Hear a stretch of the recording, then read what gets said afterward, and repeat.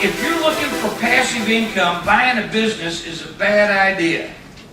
But if you're looking to become wealthy, it's a great idea, and here's why. I'm going to run through the numbers.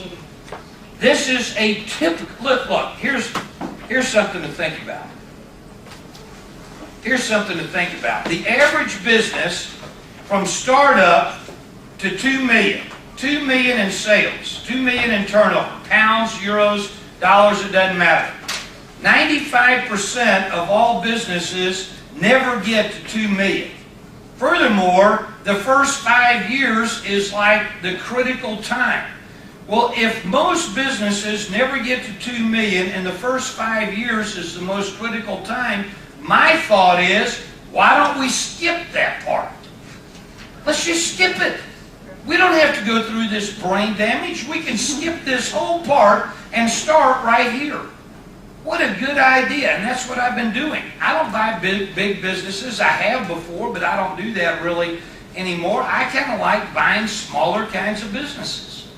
And the reason is because I have less bureaucracy, and I like the ability to be able to push a lever and watch the thing go whatever direction I want it to go. Big businesses are a little bit harder and more complex to fly. Let me give you an example of a typical, this is very typical, and I've got a bunch of people that have done this. A business is doing $1,900,000 of sales, of turnover. Their EBITDA, which you all got, everybody in here knows what it is, right? Yeah. Anybody going, I wonder what EBITDA is? No, you already know that. So their operating income is $550. This would be typical. The average business that sells, and this works in the UK, it works in Europe, it works in Australia, it works in New Zealand, it works in the US. The typical business that sells for a multiple of 2.8 times EBITDA. That's average.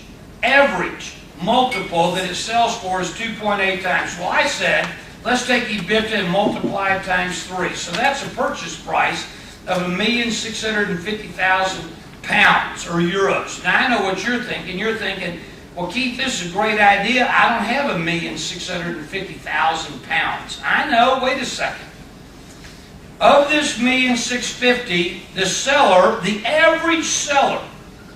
average seller will carry about 50 to 70% of the purchase price. They know they're not going to receive cash when they sell the business. So in this instance, I used $1 million as the seller note.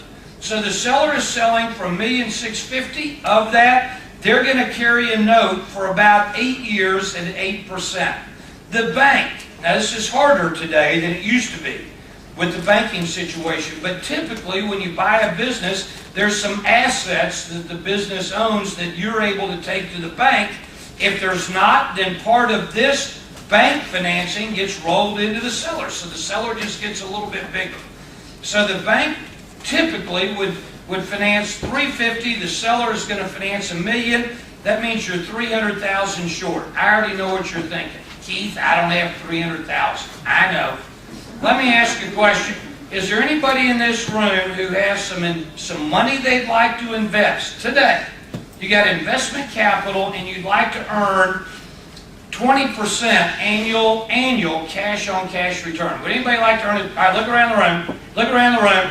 Good, I just found your partners. I did, because you need $300,000 of equity. Of that, $200,000 easily can come from other people, and they're going to earn a 20% annual return. They're not going to be your partner.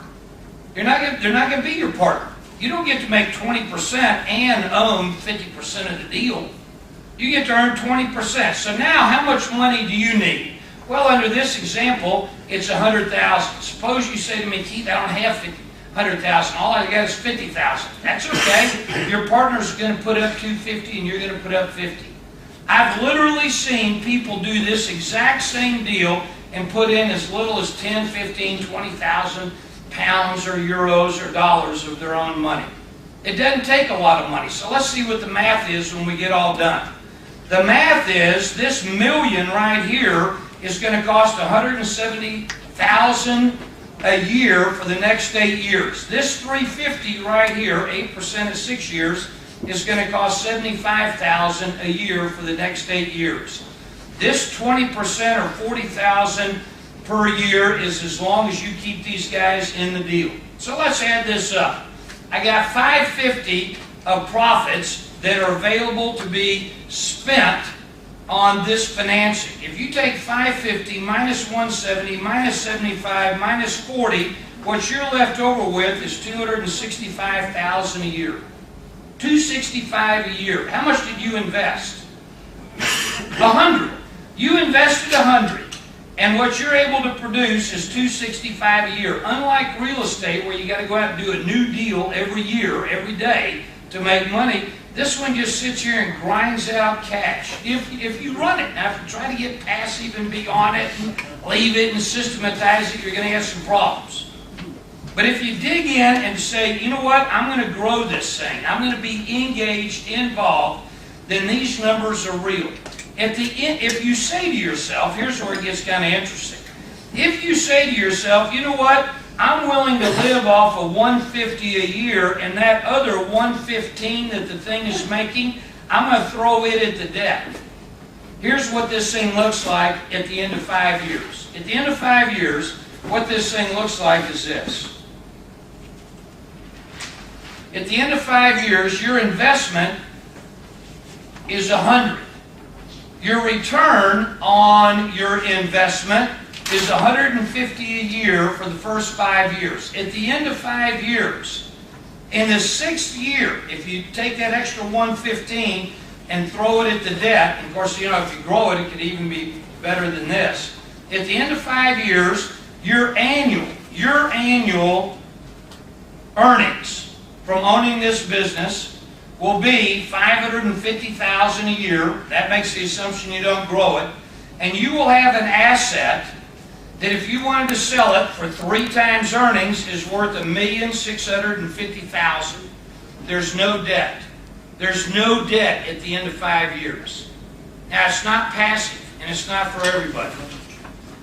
Now, my question that I always ask is, how many businesses, how many assets do you need to own, honestly, that are throwing off $550,000 a year that you could sell for $1 million? How many of those do you need to own? The answer would be 1. You just got to do this 1 time. And the reality is, once you learn how to do it, if you wanted to, once you learn how to do it and get good at it, there's a way to do it multiple times, which is what I've done over the years. And I'm not saying every time I've done it, it's been an outrageous success. But I haven't done this and lost money. And the key is learning how to spot them, how to evaluate them, how to talk to the seller, how to find out where the seller is playing hide the weenie with you, which, you know, those little sellers are big fat liars, thieves, and crooks, right? How to find the broker to help you find the deal, how to finance them, how to figure out how much they're worth, how to put a value on them. All that stuff is taught during this 5 days. You'll wind up leaving with a manual that's about 4 inches thick. It is literally the step-by-step guide. It answers all the questions that I